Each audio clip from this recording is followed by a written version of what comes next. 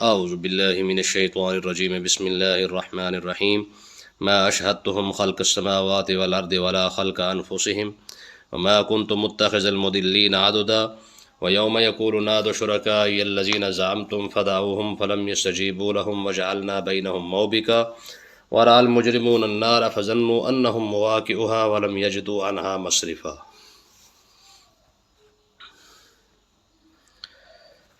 پچھلی آیت کے اندر اللہ تبارک و تعالیٰ نے ارشاد فرمایا اور نہایت ہی خوبصورت نصیحت انسان کو فرمایا کہ تم شیطان اور اس کے چیلوں کے ساتھ دوستی نہ لگاؤ، کیونکہ یہ تمہارا دشمن ہے، ہم لکم عدو، کہ اس کے ساتھ دوستی لگانے کا انجام جو ہے وہ اچھا نہیں ہوگا۔ ہاں، مجھے چھوڑ کر اگر تم نے شیطان یا اس کے چیلوں کے ساتھ دوستی لگائی تو وہ میں نے آپ کو بتایا تھا کہ اس کے چیلے کیا ہیں اور آج کے دور میں ان کی پہچان کیسے ہے، تو یہ سارا کچھ ہم پچھلے درس میں پڑھ آئے ہیں۔ تو اللہ تعالیٰ نے ارشاد فرمایا کہ دوستی کا جو معیار ہے یا دوستی لگانے کا جو حق ہے وہ میرے ساتھ ہے، اور اس کی میں نے دو چار آپ کو مثالیں دی تھی کہ جنہوں نے رب کے ساتھ دوستی لگائی ہے پھر اللہ تعالیٰ نے ان کو کتنے خوبصورت انعام عطا فرمائے ہیں۔ من کان للہ کان اللہ لہ، حدیث پاک کے اندر آتا ہے پھر جو اللہ کا ہو جاتا ہے پھر اللہ بھی اسی کا ہو جاتا ہے، ٹھیک ہے۔ حدیث پاک کے اندر ایک بہت خوبصورت حدیث پاک ہے جس کے اندر اللہ تعالیٰ نے ارشاد فرمایا کہ جب میرا بندہ میرا قرب حاصل کر لیتا ہے تو پھر ظاہری الفاظ یہی ہے کہ میں اس کے ہاتھ بن جاتا ہوں، اس کے پاؤں بن جاتا ہوں، اس کی زبان بن جاتا ہوں، اس کی آنکھیں بن جاتا ہوں۔ اب ظاہر الفاظ کو دیکھیں تو بڑے عجیب الفاظ ہیں کہ میں بن جاتا ہوں، لیکن اس کا مطلب کیا ہے؟ علماء فرماتے ہیں میں بننے کا مطلب یہ ہے کہ اللہ تعالیٰ فرماتا ہے کہ پھر آنکھیں اس کی ہوتی ہیں، دیکھتا وہ میری طاقت سے ہے، میری دی ہوئی طاقت سے ہے، قدم اس کے اٹھتے ہیں لیکن اس کے باوجود طاقت اس کے اندر میری ہوتی ہے، ہاتھ اس کا اٹھتا ہے اس کے اندر بھی جو ہے وہ طاقت میری آ جاتی ہے۔ تو اب اندازہ کریں، ایک تو اللہ تبارک و تعالیٰ نے ارشاد فرمایا کہ ان کے ساتھ دوستی لگاؤ گے، یہ تو تمہارے دشمن ہے اور دشمن کبھی خیر خواہ نہیں ہوتا۔ ہاں، مجھ سے دوستی رکھو گے تو اللہ تعالیٰ جو ہے وہ انعام بھی عطا فرما دے گا۔ تو اب آگے دیکھیں، اب ان کی بے کسی اور بے بسی کیا ہے؟ فرمایا جنہیں تم یہ شیطان اور یہ چیلوں کا حال کیا ہے؟ فرمایا ما اشہدتہم خلق السماوات والارض، فرمایا کہ جب میں نے آسمان اور زمینوں کو یا آسمانوں کو میں نے پیدا فرمایا تب یہ میں نے ان کو موجود نہیں رکھا تھا، ان کو حاضر نہیں رکھا تھا کہ تم بھی آ کر دیکھ لو کہ میں آسمان اور زمین بنا رہا ہوں، یعنی شیطان اور اس کے چیلوں کی بات ہو رہی ہے۔ فرمایا ما اشہدتہم، میں نے ان کو حاضر نہیں کیا تھا، کس بات پر؟ خلق السماوات والارض، جب میں نے آسمان اور زمین کو بنایا تھا۔ یعنی اللہ تعالیٰ ان کی کمزوری کو یہاں پہ بیان فرما رہا ہے کہ تم ان کے ساتھ جو دوستی رکھ رہے ہو ان کی کیا اوقات ہے؟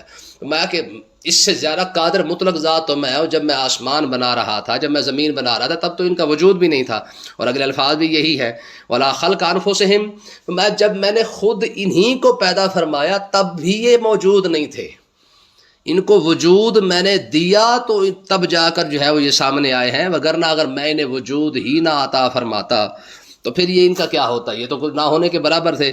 یہ تو میری کرم نوازی ہے کہ میں نے انہیں وجود عطا فرمایا ہے۔ یعنی کہنے کا مقصد اس آیت کا مطلب کیا ہے کہ اللہ تعالیٰ یہ ارشاد فرما رہا ہے کہ جب یہ تخلیق ہو رہی تھی کائنات کی تب ان میں سے کوئی بھی نہیں تھا، یعنی اللہ تعالیٰ جو اس کائنات کی تخلیق کرنے میں وہ تنہا ہے، اکیلا ہے، اس کا کوئی شریک اس معاملے میں نہیں ہے۔ تو اللہ تعالیٰ نے ارشاد فرمایا کہ جب میں نے یہ سب کچھ بنایا ہے، نہ آسمان زمین بناتے وقت یہ موجود تھے، نہ خود ان کی اپنی پیدائش کے وقت یہ موجود تھے، یہ تو میری کرم نوازی ہے کہ میں نے انہیں پیدا فرما دیا ہے، وگرنہ ان کی کوئی حیثیت کوئی اوقات نہیں ہے جن کو تم دوست بناتے پھر رہے ہو۔ اور اگلے الفاظ دیکھیں، فرمایا وما كنت متخذ المضلین عضدا، فرمایا کہ میری شان یہ نہیں ہے کہ میں جو گمراہ کرنے والے لوگ ہیں میں ان کو بھی مددگار بنا لوں، نہ، فرمایا گمراہ کرنے والوں کا مددگار کوئی بھی نہیں ہوتا ہے۔ میں یہ کیسے ممکن ہے کہ میں لوگوں کو ہدایت کی طرف، اپنے بندوں کو جنت کی طرف بلاؤں اور گمراہ کرنے والوں کی میں مدد کروں؟ فرمایا نہ، گمراہ کرنے والوں کی رب مدد نہیں کرتا ہے۔ تو اللہ تعالیٰ یہاں سے یہ ارشاد فرما رہا ہے کہ اگر کوئی شخص جو گمراہ کرنے والے لوگ ہیں ظاہری طور پر اگر وہ طاقت کے اندر آ بھی جائے یا ان کے پاس تھوڑا سا وہ کوئی سرمایہ آ جاتا ہے یا طاقت آ جاتی ہے، اگر وہ لوگوں کو گمراہ کرنا شروع کر دے تو اس کا مطلب یہ نہیں کہ اللہ تعالیٰ کی مدد ان کے ساتھ ہے، ٹھیک ہے۔ یہاں پہ اللہ تعالیٰ نے واضح ارشاد فرما دیا ہے کہ رب گمراہ کرنے والوں کا مددگار نہیں ہے، ٹھیک ہے. تو آج سے اگر کوئی شخص یہ سمجھتا ہے کہ کوئی اگر شخص گمراہ کر رہا ہے، لوگوں کو جو ہے ورغلا رہا ہے یا دین سے دور کر رہا ہے، میاں اس کے ساتھ بھی تو رب کی مدد شامل حال ہے نا. اللہ تعالیٰ نے ارشاد فرمایا وہ وقتی طور پر لوگوں کی آزمائش ہو سکتی ہے، لوگوں کا امتحان ہو سکتا ہے، لیکن اس کا مطلب یہ نہیں ہے کہ جناب اس کی رب مدد فرما رہا ہے اس لیے لوگ گمراہ ہو رہے ہیں. نہ، فرمایا اللہ تعالیٰ نے واضح طور پر ارشاد فرما دیا کہ ما کنت متخذ المضلین عضدا، میری یہ شان نہیں کہ میں گمراہ کرنے والوں لوگوں کی مدد. ہاں، میری شان تو یہ ہے کہ میں تو اپنے بندوں کی مدد فرماتا ہوں. انا لننصر رسلنا والذین آمنوا فی الحیات الدنیا. میری شان کیا ہے؟ میری شان یہ ہے کہ میں اپنے رسولوں کی مدد فرماتا ہوں، اور میری شان یہ ہے کہ میں جو صاحب ایمان لوگ ہوتے ہیں میں تو ان کی مدد فرماتا ہوں. اب آگے دیکھیے جی، فرمایا کہ اب قیامت کے دن ان کا حال کیا ہوگا. اللہ اکبر. اللہ تعالیٰ نے ارشاد فرمایا وَيَوْمَ يَقُولُ نَادُوا شُرَكَائِيَ الَّذِينَ زَعَمْتُمْ. فرمایا اس دن یعنی قیامت کے دن یقول اللہ تبارک و تعالیٰ ارشاد فرمائے گا نَادُوا شُرَكَائِيَ الَّذِينَ زَعَمْتُمْ. فرمایا اب ان کو آوازیں دو، ان کو بلاؤ، ان کی مدد کو ان کو جو ہے پکارو. کن کو؟ زعمتم، جن کے بارے میں تمہارا یہ خیال تھا، شرکاء الذین، ان لوگوں کے بارے میں کہ یہ میرے شریک ہے. یعنی جس طرح میری پاور ہے، میری ذات ہے، میری ذات وحدہ لا شریک ہے، میں خدا ہوں تو وہ بھی خدا ہے. جن کو خدا سمجھ کے اپنے خیال کے مطابق، زعمتم اپنے خیال کے مطابق، جنہیں تم خدا سمجھ کے جو ہے وہ ساری زندگی جن سے مدد مانگتے رہے، آج ان کو بلاؤ نا. تو اللہ تبارک و تعالیٰ نے ارشاد فرمایا کہ پھر جب ان سے کہا جائے گا نا کہ بلاؤ ان کو، تو فدعوہم، فرمایا وہ ان کو بلائیں گے ضرور، پکاریں گے ضرور، کہ اپنے خداؤں کو پکاریں گے، لیکن ہوگا کیا؟ فلم یستجیبوا لہم. فرمایا جتنی مرضی ان کو بلاتے رہیں گے لیکن وہ آواز آگے سے نہیں دیں گے. تو اب یہاں سے سمجھ جانا چاہیے مسلمان کے لیے اس کے اندر بہت بڑی نصیحت ہے. فرمایا کہ اگر مسلمان اپنے خدا سے امیدیں چھوڑ کر جس کے ساتھ امیدیں لگا کے بیٹھا ہے، قیامت کے دن اگر وہ کام نہ آیا تو پھر کیا بنے گا. تو اللہ تعالیٰ نے یہاں پہ ارشاد فرمایا ہم مشرکین سے فرمائیں گے ہاں بھائی، اور جن کے بارے میں تمہارا خیال تھا کہ یہ بھی تمہارے خدا ہے. تو میں آپ کو پہلے بھی اکثر بتاتا رہتا ہوں کہ ضروری نہیں کہ خدا وہ ہوں کہ جناب جن کو جو ہے وہ خدا ان کو کہا گیا ہے، لیکن علماء نے فرماتے ہیں یہ جو ہمارے جو خدا بنے بیٹھے ہیں ان کے بارے میں بھی یہ کہا جا سکتا ہے کہ یہ بھی خدا بنے ہوئے ہیں. جیسے آج کل مسلمان حکمرانوں کا جو خدا ہے وہ امریکہ بنا ہوا ہے. ٹھیک ہے کہ آج کوئی جو مرضی اسرائیل کرتا پھر رہا ہے، سوال ہی پیدا نہیں ہوتا کیونکہ پیچھے امریکہ کھڑا ہوا ہے تو پوری مسلم امہ خاموش ہو کے بیٹھی ہوئی ہے. تو فرمایا اللہ تعالیٰ نے شاید قیامت والے دن تو مسلمان حکمرانوں کو فرمائے گا، فرمایا آپ بلاؤ نا امریکہ کو کہ تمہاری آگے مدد کرے. فدعوہم، یہ جتنے مرضی امریکہ کو بلاتے رہیں گے، اپنی پاور دکھاتے رہیں گے، وہ امریکہ بھی پاور دکھاتا پھرتا ہے تو جو مرضی کر لے، لیکن فلم یستجیبوا لہم، قیامت والا دن تو کوئی پاور والا نہیں ہوگا نا. ہاں ہوگا کیا؟ وجعلنا بینہم موبقا، فرمایا ہم ایک جہنم کی وادی جو ہے وہ ان کے درمیان ایک پردے کی بنا دیں گے. یعنی مطلب کیا ہوگا کہ جتنا مرضی یہ کوششیں کریں گے قیامت والا دن کوئی کسی کی مدد کر لے، تو میں ایسا ہوگا نہیں. ہم یا تو ایک ہلاکت کا ایک بہت بڑا میدان بنا دیں گے، یا موبق سے مراد یہ ہے کہ یہ جہنم کی ایک وادی ہے جس کو موبق کہا جاتا ہے، یا پھر ہم کیا کریں گے، ہم جہنم کا ایک وادی جن کے سامنے رکھ دیں گے. تو پھر جب یہ جہنم کی وادی کو دیکھیں گے تب جا کے ان کا حال کیا ہوگا. یہ کوئی چھوٹی موٹی منزل نہیں ہے، یہ کوئی چھوٹی موٹی بات نہیں ہے. سامنے جہنم کی ایک پوری وادی پڑی ہو تو بندے کا ہو یار آپ اندازہ کر کے دیکھیں قیامت والے دن کی جو ہولناکیاں ہیں وہ بندہ برداشت نہیں کر سکتا. تو جہنم کے معاملات تو اس سے قیامت سے کہیں زیادہ آگے کے ہیں، کیونکہ قیامت تو حساب کتاب کا دن ہے. ٹھیک ہے، لیکن اس کی خوف اور دہشت اور وحشت اتنی زیادہ ہے کہ قرآن مجید تو کہتا ہے یوم یجمع اللہ الرسل فیقول ماذا اجبتم قالوا لا علم لنا. جب جلال کے اندر اللہ تبارک و تعالی نبیوں سے پوچھے گا کہ ہاں بتاؤ تم کیا کر کے آئے ہو، تب نبیوں کا حال یہ ہوگا کہ فیقول ماذا اجبتم، وہ کہیں گے ہمیں پروردگار ہمیں خبر ہی کوئی نہیں کہ ہم کیا کر کے آئے ہیں. آپ اندازہ کریں. ٹھیک ہے، خذوہ فغلوہ ثم الجحیم صلوہ، یعنی یہ قرآن کی آیت ہے. فرمایا زنجیریں ڈال کر جب جہنم کو گھسیٹ کے جو ہے وہ قیامت کے دن میدان میں لایا جائے گا تو انبیاء جو ہے وہ بھی ایک بار کانپ اٹھیں گے کہ مالک آج صرف ہمیں بچا لے باقی سب خیر ہے. تو کہنے کا مقصد یہ ہے کہ قیامت کی خوفناکی کا عالم یہ ہے، تو جہنم تو اس سے بہت زیادہ آگے ہے. تو اللہ تعالیٰ نے ارشاد فرمایا وجعلنا بینہم موبقا، فرمایا کہ ہم ان کے اور جن کو یہ پھکارتے ہیں ان کے درمیان ان کے سامنے ہم جو ہے وہ جہنم کی وادی رکھیں گے، تب ان کا حال کیا ہوگا. اس اگلی آیت کے اندر اللہ تعالیٰ نے ارشاد فرمایا وَرَأَى الْمُجْرِمُونَ النَّارَ، فرمایا مجرم جیسے ہی آگ کو دیکھیں گے، اس جہنم کو دیکھیں گے، جہنم کی اس وادی کو دیکھیں گے، فَظَنُّوا، انہیں اس بات کا یقین ہو جائے گا، کس بات کا، أَنَّهُمْ مُوَاقِعُوهَا، کہ وہ اب واقعی اس کے اندر گرنے والے ہیں. ٹھیک ہے، یعنی کیا مطلب ہے؟ مطلب یہ ہے کہ اللہ تبارک و تعالیٰ جیسے ان کو جہنم کو وادی کو ان کے سامنے کرے گا تو پھر انہیں پکا یقین ہو جائے گا کہ بس بھائی جتنی ہماری چالاکیاں تھیں، جتنے ہمارے سوچ تھے، ہمارے وہم و گمان تھے، جو کچھ ہم مسلمانوں کے خلاف، اسلام کے خلاف جو کام کرتے رہے، آج وہ سارا کوئی ختم ہو گیا ہے.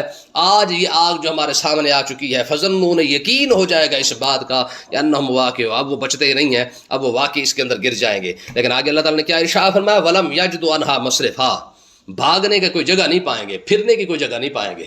ایسا نہیں ہوگا کہ کوئی جہنم کو دیکھ کر جو ہے وہ پیچھے بھاگ جائے یا کہیں سے چھپ جائے. فرمایا نہ رب وہاں پہ چھپنے دے گا، نہ رب وہاں سے بھاگنے دے گا. تو یہ جہنم کا منظر جب ان کے سامنے آئے گا تب ان کا عالم یہ ہوگا. تو اللہ تعالیٰ نے ارشاد فرمایا جہنم کی وادی دیکھنے کے بعد لم یجدوا عنہا مصرفا، رب بھاگنے بھی کہیں نہیں دے گا. تو اندازہ کریں نا کہ بندے کو ہاتھ کڑیاں لگی ہوں اور پیروں میں بیڑیاں ہوں، ٹھیک ہے، اور بندہ مجبور ہو چکا ہو کہ اب اس کے بس نہیں چلتا کہ کہیں بھاگ جائے. بھاگنے کے قابل تو رہا ہی نہیں ہے، کیونکہ اللہ تبارک و تعالیٰ نے کوئی بھاگنے کی جگہ رکھی ہی نہیں ہے، تو بھاگے گا کہاں سے؟ تو اس سے اندازہ لگائیں کہ یہ کوئی چھوٹی موٹی بات نہیں ہے کہ اسلام کتنی بڑی نعمت ہے، مسلمان کتنا خوش نصیب ہے کہ اللہ تعالیٰ نے اس اسلام کی دولت عطا فرمائی ہے. اس لیے میں کہتا ہوں کہ آپ ذرا اندازہ کریں کہ مسلمان اگر احساس کمتری سے نکلے نا تو یہ رب کی بہت بڑی نعمت ہے.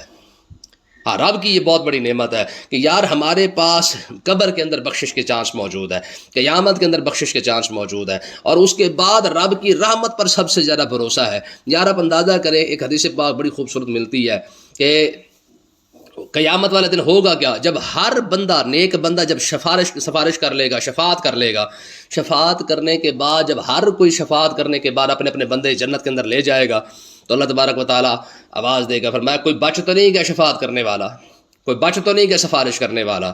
تو عرض کی جائے گی پروردگار کوئی بھی نہیں بچا ہے. فرمایا میں تو بچ گیا ہوں نا. کتنی یار خوبصورت حدیث پاک ہے. میں تو بچ گیا ہوں نا، میرا حصہ تو ابھی رہتا ہے نا. تو حدیث پاک کے اندر آیا تھا کہ اللہ تبارک و تعالیٰ جو جہنم کے اندر لوگ موجود ہوں گے، ٹھیک ہے، رب ان کے بارے میں ارشاد فرمائے گا کہ اس جہنم کے اندر جتنے بھی مسلمان یا جتنے اہل ایمان یا جس کے دل کے اندر ذرہ برابر بھی ایمان موجود ہے، اللہ تبارک و تعالیٰ ارشاد فرمائے گا کہ یہ میرا حصہ ہے، ان کو میں بخش رہا ہوں، اور ان کی شفاعت بھی میں، ان کے بخش بھی میں رہا ہوں، اور ان کو جنت بھی میں عطا فرما رہا ہوں. اب اندازہ کریں، ٹھیک ہے. اچھا، جب وہ جہنم سے باہر نکلیں گے تو ان کے ماتھے کے اوپر لکھا ہوگا کہ یہ اللہ کے آزاد کیے ہوئے ہیں. ٹھیک ہے، ہر بندہ دیکھ کر پڑھ لے گا کہ یار یہ وہ خوش نصیب ہے جن کو رب نے اپنے کرم سے جو ہے وہ بخش دیا ہے، معاف فرما دیا ہے. تو ان کے ماتھے پر لکھا ہوگا کہ یہ اللہ کے بخشے ہوئے ہیں. تو عرض کریں گے پروردگار کم یہ ہمیں جو بھی دیکھتا ہے تو اسے پتہ چل جاتا ہے کہ ہم جہنم کے اندر جو ہے کیونکہ جل کے آئے ہیں، بڑا عرصہ رہ کے آئے ہیں، تو کرم فرما یہ بھی مٹا دے. تو اللہ تعالیٰ کرم فرماتے ہوئے یار ان کے ماتھے پر جو ہے وہ بھی مٹا دے گا، تاکہ میرے بندوں کو جو ہے وہ کہیں نہ کہیں سے جو ہے وہ کوئی شرمندگی نہ محسوس کرنی پڑے. تو اندازہ کریں جس کے دل میں ذرہ برابر ایمان ہوگا اس پر رب کی کرم نوازی اتنی زیادہ ہو رہی ہے، تو جو بندہ ایمان کے اندر مضبوط ہوگا رب اس پر کتنا بڑا کرم فرمائے گا.